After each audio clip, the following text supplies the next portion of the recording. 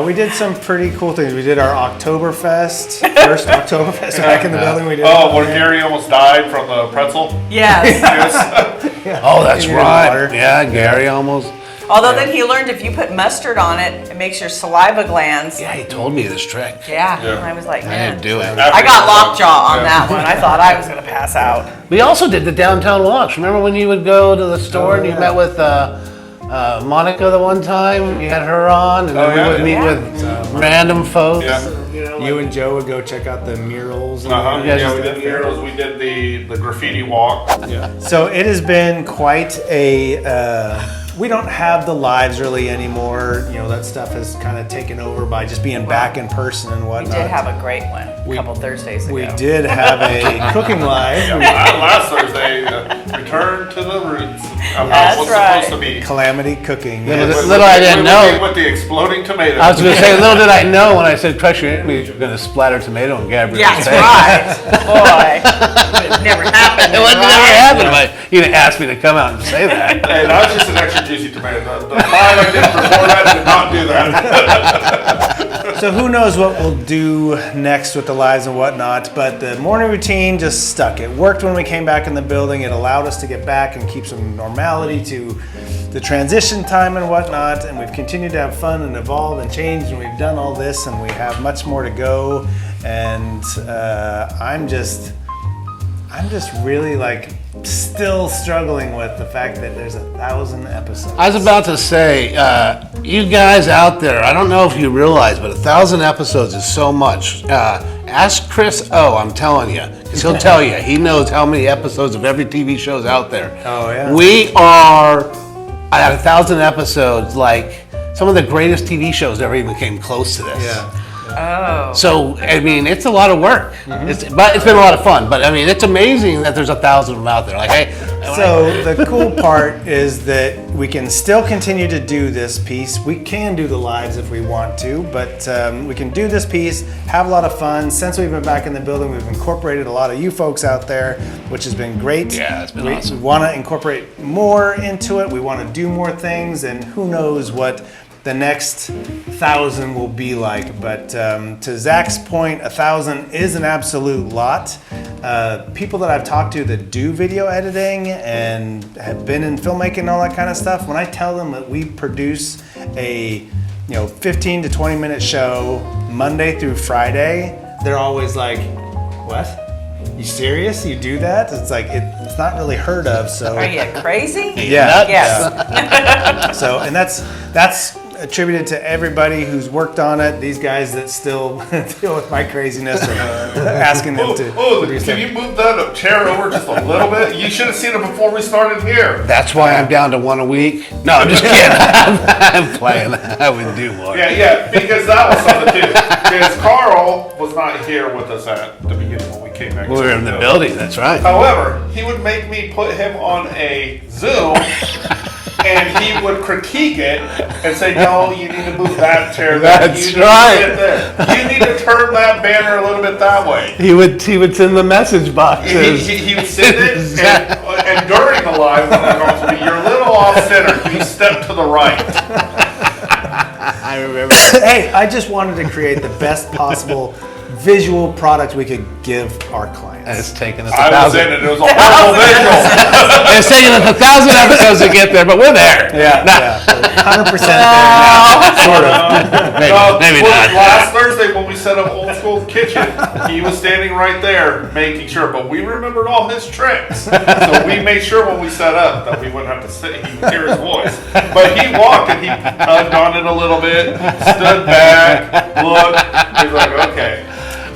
They did very good. I was marginally impressed. Gabrielle said, make sure there's no gaps. That's right. Yeah, No that's gap. No gap. So we have a lot more that we'll do and get to and all kinds of fun stuff. Now that we've done this, we've also done the 48-hour film contest a couple times. Right. Twice. There's impressive. actually another film contest, a global one we're actually going to participate in next year through Easter Seals. Sweet. That will also be in March, I believe. So pretty exciting stuff. We're going to continue to expand what we do. And yeah, I told you about it already last March. I asked if we could do it this year, and you were like, oh my gosh, no. I did say it. I go, no. Because he's like, we have to do it next week. I'm like, no. We only had a week. Yeah. And we had to do the other one on Yeah, top of I it. put my foot down and said, no, you can do it, but I am not participating. Technically, his foot was already down. He was sitting down. I just gave him the benefit of the doubt. This year, though, it's on. We're going to do the Easter Seals one. So, and we got lots more stuff. We got the podcast stuff going over here, so we're going to incorporate you guys more into that. It is the end of August. We're going into September. We're going to take our morning routine September break, and then we're going to be back with a lot of cool stuff in October, November, and December. Because even though we're hitting 1,000, I don't know that I'm even going to include the episode number anymore. We hit 1,000. We're good. We know what we're doing. We're just going to cruise on, and maybe we'll just celebrate the years. Who knows? We'll see. So, any final thoughts before we bounce out of here for Thursday? You know, guys, it was a learning experience for all. I know myself, and it was a lot of fun. And like I said, ultimately, I think the coolest part was actually, just like I said, I think the coolest part is I always said this was the care that we had to actually want to be out there and reach out to our individuals and give them something to enjoy. And I always thought that was the coolest part about it, because it just showed where the heart was at. So here we are, 1,000 episodes. Clayton, maybe not, but that was my thing. No, I mean, absolutely. You know, if I was cooking or whatever I was doing in the house, and if, I felt like I didn't have anything, the husband was at quarantine like we were, I'd be calling him and telling him stuff to bring. I'm going to cook, could you bring this? Or something as needed, and he'd come home and never know what to expect. And, you know, now sometimes he says, I almost miss it a little bit. So I do, I miss it. Yeah. No, totally. There's some aspects of it, yeah. For sure. The editing, not so much for you, but. Yeah, setting the camera and all That that. was a plus. We never had to do too much editing. No. Yeah, we were pretty lucky. It wasn't bad. There were some late nights, but honestly, I don't ever want to do the pandemic thing again. No. But the things that we did do together and on behalf of the clients, I look back very fondly on, and I'm proud of what we did. Honestly, nobody else was doing anything like that. No one. And I think it made a big difference. We know from the clients that we worked with during the time, it did make a big difference to a lot of folks. So I'm very proud of the work we did. I am personally very thankful for you guys, because everybody was going through something horrible, and everyone was experiencing it very differently. And there was moments of things were okay, and moments for all of us where things weren't okay. But you guys never gave up. You kept going, and like I've always said, you guys, you are the heart and blood of this organization, because literally your hearts are in it so much. And that was the true demonstration of where your guys' hearts are at. So I thank you guys very much. It means the world to me that you tolerated me for all that. Well, thank you. Thank We did too. You big softy. I do not tolerate. He's talking. I almost drowned because of you. That was your personal choice. I didn't ask you to go in the pool. Yeah, no one told you to dive backwards into the pool. All right, guys. Yes, we are here still talking about the beginning, and we had Gabrielle, Clayton, and Zach here talking about how this all began. But there was more. There was a lot more. Well, there was a few more. In the beginning, there was only a few. And here's a couple of the brave souls that additionally contributed quite a bit over the years and still contribute to the morning routine. We have Joe and Gary. Come on in, boys. So we're talking about the morning routine in the 1,000th episode, obviously. And from the beginning, how did you guys feel when we first started out? Because you got a weird request, right? We closed the building. And then a few weeks later, we said, hey guys, we're gonna do some social media stuff. And oh, by the way, can you film yourself doing something and send it to me so we can put it in a video? Yeah, mine was about a week into your guys' stuff. I got the phone call. Hey, can you do a positive quote every day? Oh yeah. I'm like, sure, I could do that. What do you want me to do while I'm doing it? Be creative. My favorite words. Yes. which you did actually. Like you'd be doing yard work, you'd be sitting out in the backyard, just whatever. It's like, oh look, I'm supposed to do a positive quote. It was actually kind of cool. Yeah. Well, we kind of spitballed some different ideas, and that's what you were like. Like, well, what are you currently doing right now? I'm like, I'm doing yard. This. Well, let's put that into it, and next thing you know, and got squirrels I'm talking to, and Yeah, he started talking to inanimate objects. It was really weird. It was Gary wasn't. I don't think we gave you a ton of direction, but you did quite well. Well, it was kind of wide open. We didn't know how to. We never encountered this before. yeah, we didn't know how to film ourselves. What do? Do something amusing. Do something that's positive and goes along with what we're about. I don't know if I exactly fulfilled that. 'Cause some of mine were. I recall at one point trying to film something with my head shoved in my freezer. I filmed commercials in the back alley behind my house. I remember how many times hunting for the same egg, refilming it over and over again. Oh, hey! It was a great way of having to get creative for a good cause and not having a framework to go along to do this, make sure it's like this or something like that. So we all of us had to kind of Still doing. That's the cool thing. Some of the stuff really stuck. That you would still bring up games that were free back then. Well, while we were at home, we were also playing games with you guys, so it went along with it. And then also we got to meet a couple of your cats. Yes. Yes, we got to meet Gary's cats. Well, one of them was only half your cat. It was the neighbor's cat as well. Which was great. That was one of the cool things about it is life was happening around us, and we were just doing this within it. And I think it brought a personal aspect to it that made it feel less produced and stuff. Like it is now. It's very, it was intimate. A lot of times we were in our homes. You were in your music studio that was under construction almost the whole time. Yeah, that was interesting. Yeah, because like there's times I'd be like 9 o'clock at night going, sorry, Carl, can you still use it tomorrow? Yeah, send it. I couldn't get the sound to work. My guitar wasn't. This wasn't working. That wasn't working. Yeah, there was so many technical little things, and I think that was kind of the cool thing. I learned how to green screen.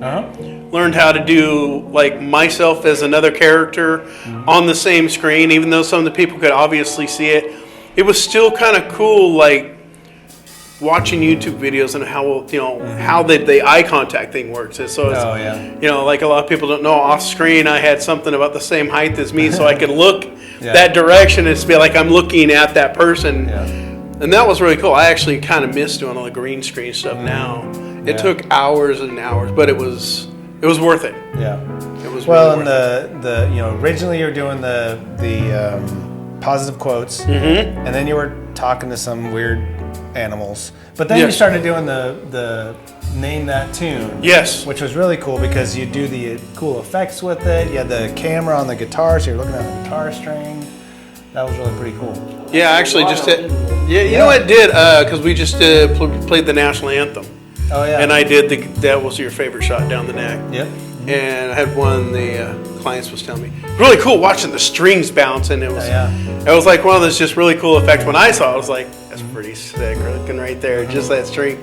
But yeah, it's like I can remember several of the songs, like some of the Halloween songs, adding the little effects and stuff like that. And you just, sometimes you get creative, you just fall into that creative hole of just, and you come out and it's like, I still go back and look at some of those videos, and some of them just like, no! It was just more my guitar playing, not so much the effects, but. No, I look back on a lot of those videos and go, no! No, because really, none of us knew what we were doing. From an editing standpoint, myself, I had edited some family videos and put music to it, but there was no dialogue or anything. It was just take these cool clips, put them all together, put the music to it, and boom, you're done. But this was like, no, we have dialogue and we have timing and like intros and outros and all this stuff. And it took a while to learn it, but I think that you're right, Gary, and that the cool part was it was very raw. There was that personal part to it, but that added so much character to it as well. You know? And I think it was probably a little bit more relatable at that time than it would have been had we had like, you know, studio backdrops and all that kind of stuff. You know, that would have been a little bit weird at the time.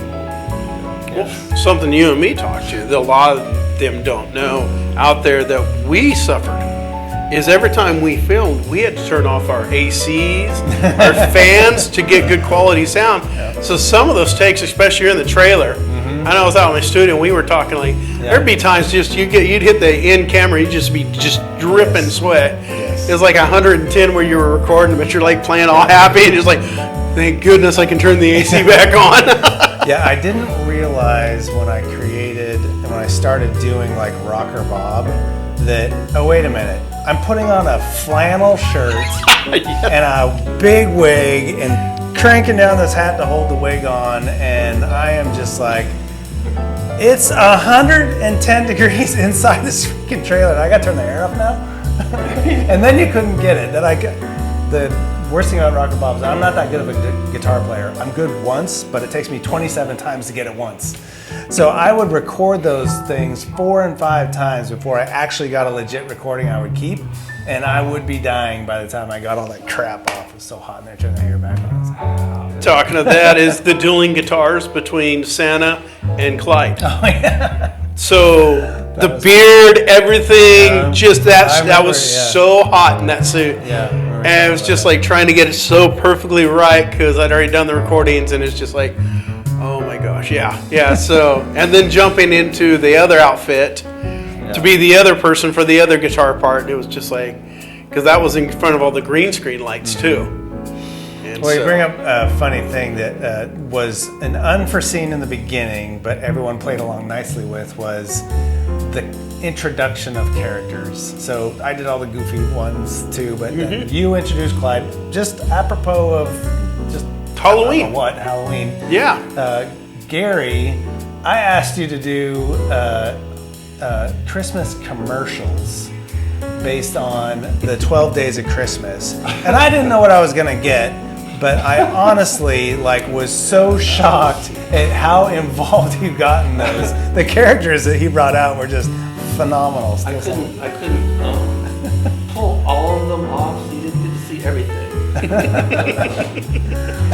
But I think the question everybody still has, amongst us there that have seen them all and been a part of them all, is the flute.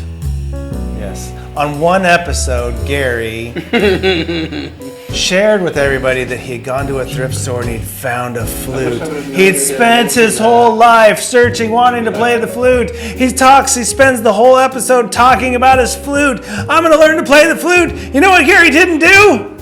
Learn to play the flute. We all pestered him so much. I was hoping that's what he was going to do right now for us. Daily, that flute is directly beneath my computer monitor that I use daily. It's staring at you. It's Gary. a reminder. Come on. It only came out one more time because we asked everybody to be a part of the 12 Days of Christmas. We did the song. Rocker Bob was very confused because he started it off and then all these clips show up of everybody else. And Gary pulled out his flute and almost played. I think he might have blown a little bit. Yeah. So we're still waiting. So we're at 1,000 episodes because we're still waiting, you know. So maybe in the next 1,000 episodes, Gary will play us a couple notes. So you got a few years to work on it. Deep breath. Okay, maybe. Honestly, our ability to do all this was because you guys were willing to do it. And that was everybody had their own life stuff going on at the time, and good and bad, and just kind of life went on, but it was compounded by the pandemic itself. We have jobs that we're worried about, families that we're worried about, kids that we're worried about, all these things going on, and now we're doing this weird, crazy thing. And it was a big ask looking back. back at the time and see, who isn't going to want to just mess around and make videos? This will be fun. Here we go, guys. But looking back, we did an amazing thing, and we did something that nobody else did, and I think it made a big difference with our folks. And honestly, in my heart, I am so thankful that you guys contributed to that, because it took all of us to do it and make it what it was, and it means a lot. I just flicked my one tear. For keeping us on board so we couldn't, Yeah, no, it really, to be honest, like it gave me something extra to do, because just all that time sitting still, I really, I was just doing some other projects, but it gave me one extra.